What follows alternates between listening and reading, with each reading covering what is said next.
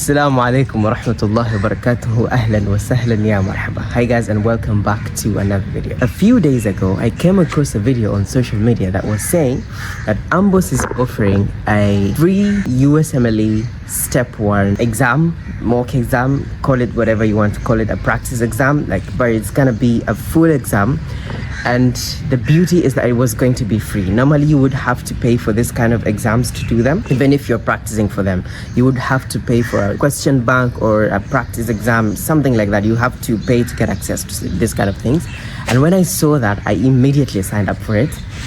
And it's up in 2 days. And I just told myself I was gonna do this. Now, for context, what is the USMLE Step 1? Step 1 is a part 1 of a 3-series exams that medical doctors or medical doctors in training have to do in the US for them to become licensed as practicing physicians.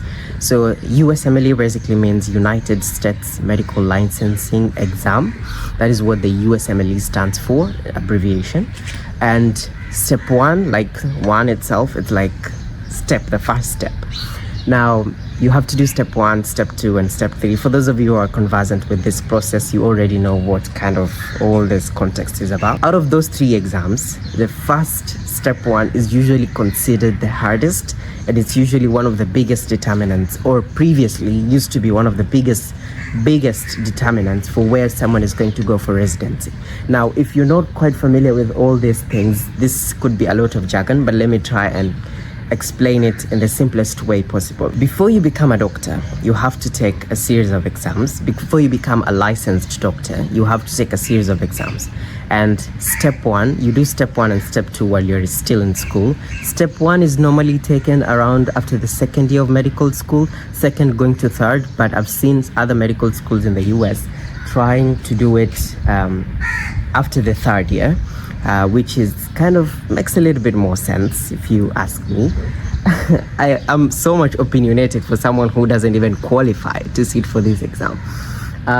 But yeah, so Step 1 is done between the 2nd and 3rd year, and then you do Step 2 after you've done your 3rd year. And then Step 3 is usually done during your intern year or your first year of residency. Now, because the Step 1 is usually done after 2nd year, a lot of the exam content is before you go for your clinical rotations, which means that a lot of the exam itself, the content itself, is heavily focused on the basic sciences like pathology, physiology, anatomy, biochemistry, and all that shenanigans.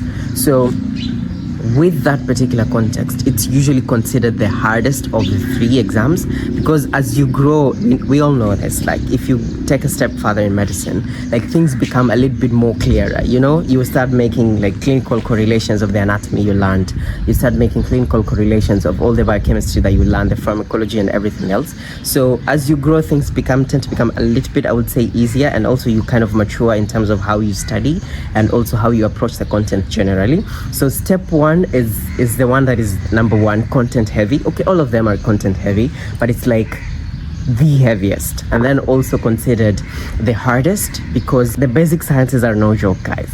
In as much as they make sense, they're not a joke, to be honest. The anatomy, the physiology, the biochemistry, I've seen people cry preparing for these exams.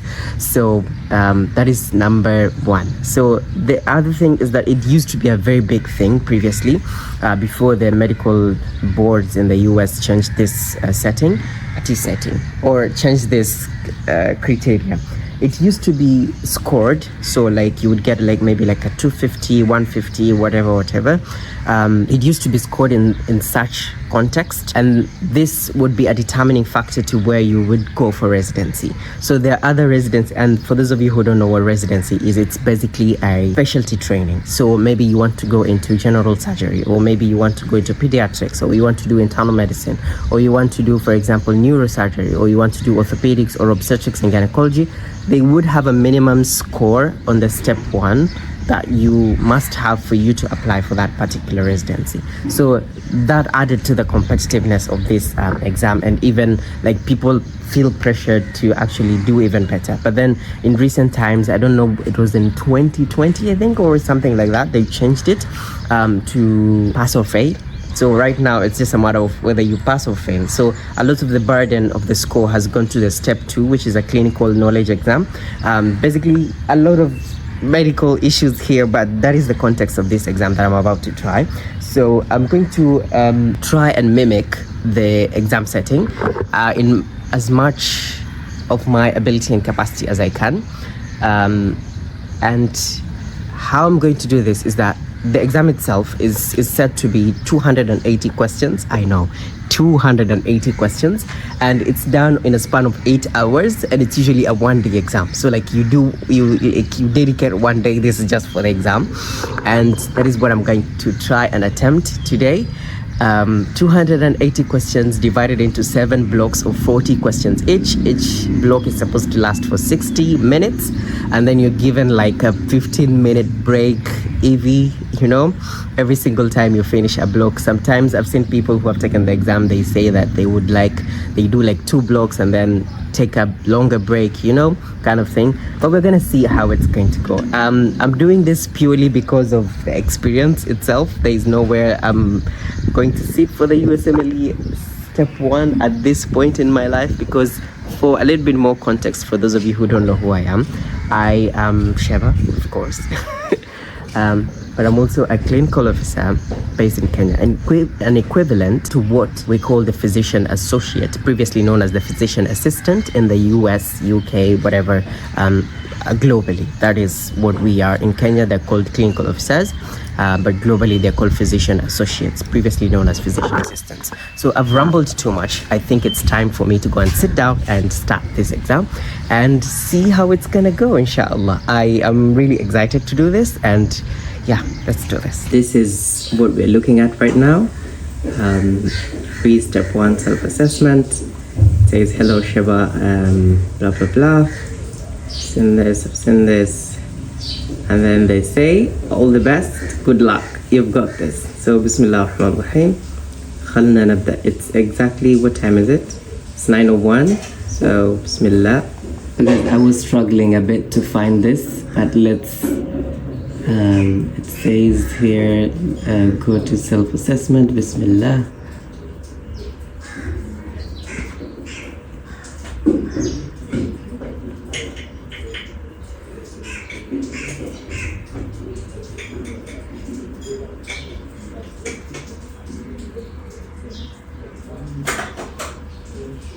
You can't change your answers.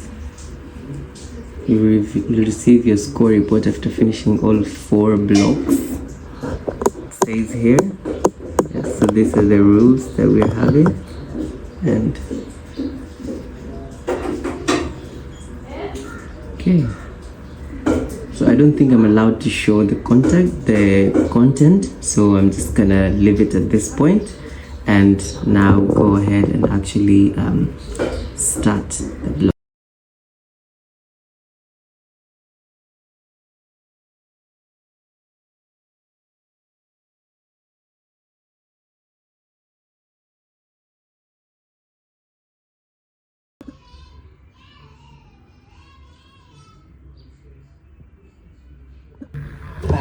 So guys, just done with block 1, and it took me close to an hour, I think, and I can already see my percentage. But I'm gonna continue. I don't want to review the block right now, because I know reviewing would call for like sitting down and like going through the details of everything, the questions. It's scary at this point, but let me continue. I have block 1, block 2, block 3, and block 4. So let me just continue with block 2 and 3 and 4, inshallah, and then I'm gonna see what score we have at the end of the day, inshallah. So Bismillah, start block 2. So just for context, block 1 was 40 questions, and this one is also 40 questions.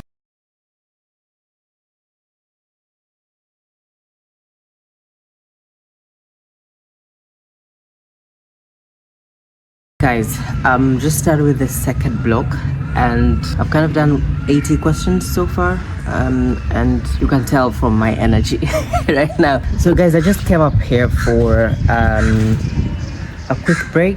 I wanted to change my environment kidogo, but I'm gonna get back there right now, inshallah, to get on with the remaining block. I'm still willing to try this experience because that's who I am. Yalla, let's go and finish up this experience, inshallah.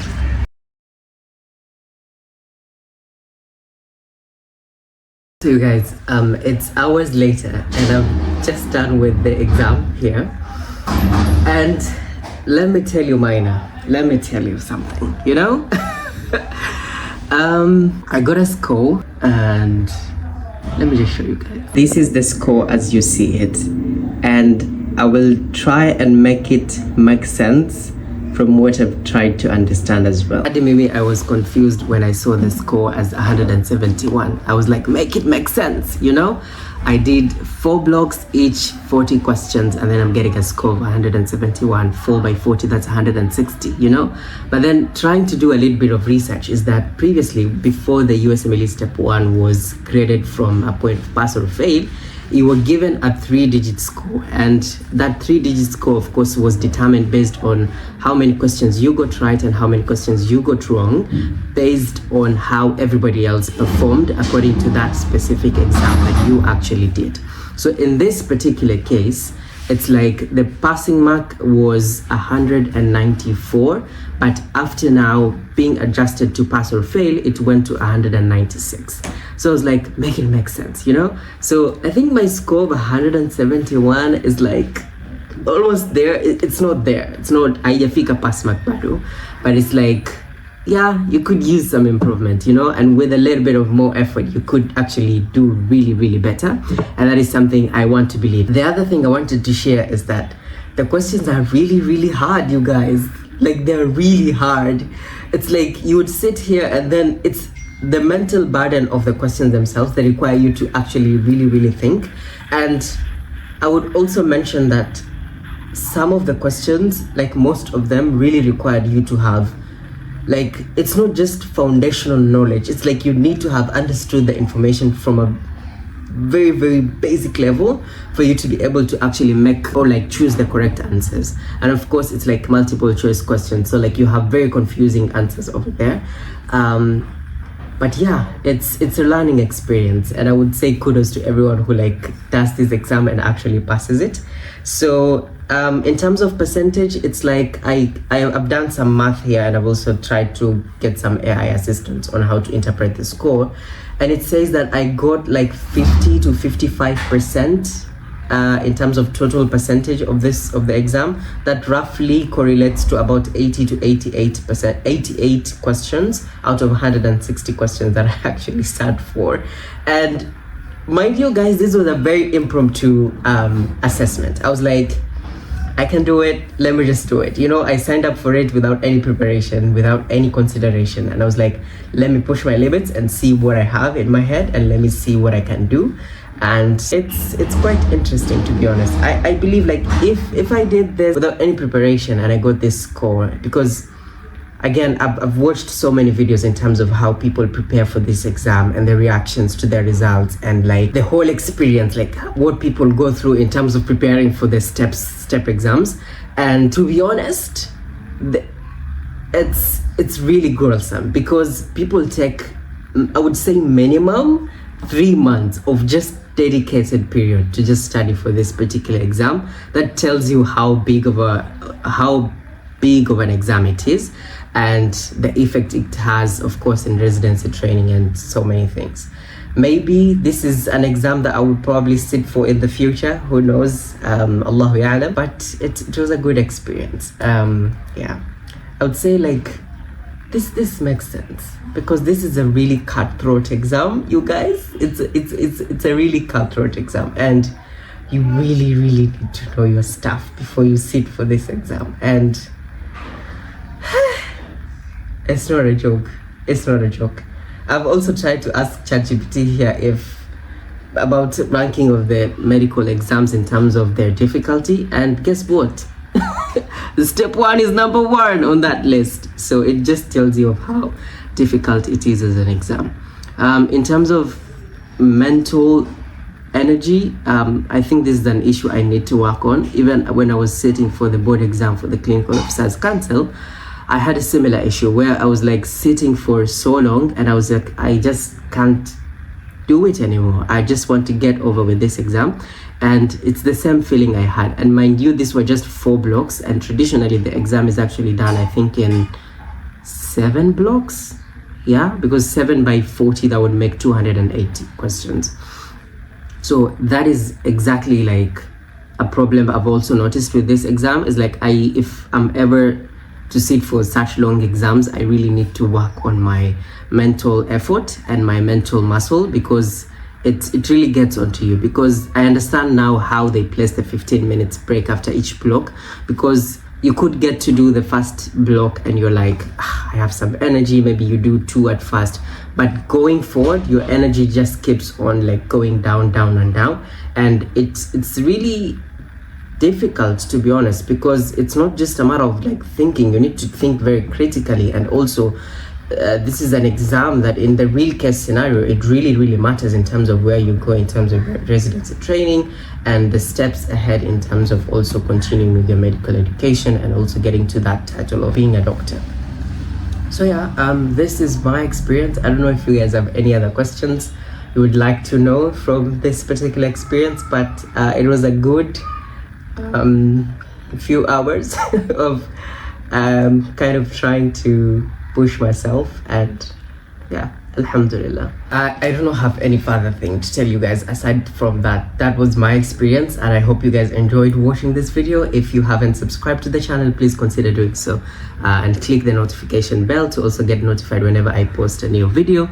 Thank you so much for being here today, and I really appreciate all of you guys, and I'll see you in the next video. Assalamu alaikum.